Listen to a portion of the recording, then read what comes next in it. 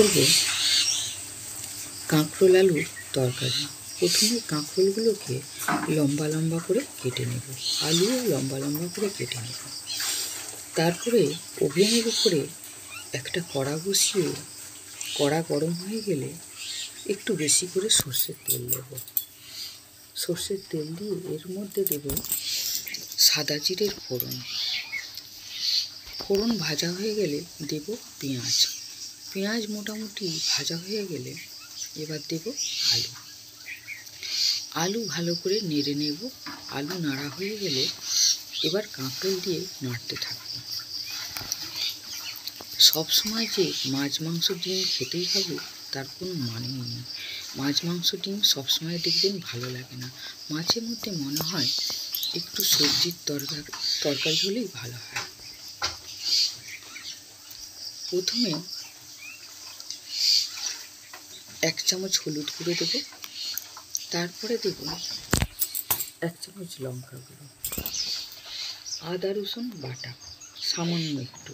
আমি যখন আদা রসুন বাটা দিলাম আপনারা মনে হয় কেউ দেখতেই পেলেন না, মনে হয় যেন একটা নারকেল নাড়ু পড়ে গেল কড়ার উপরে।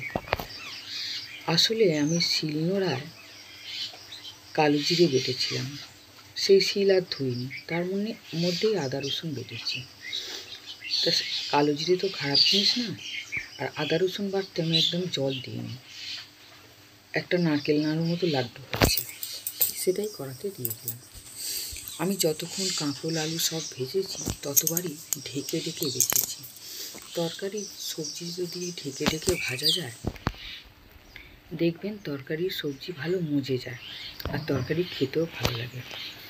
তারপরে এতে দেব টমেটো। টমেটো দেওয়া হয়ে যাওয়ার পরে লবণ দেব পরিমাণ মতো, সামান্য একটু চিনি দিয়ে ভালো করে নেড়ে নেব। সেই আবার ঢেকে দেব। ঢাকা হয়ে গেলে আবার কিছুক্ষণ বাদে ঢাকা খুলে নিয়ে তাতে পরিমাণ মতো জল দিয়ে দেব। জল দেওয়া হয়ে গেলে আবার ঢেকে দেব।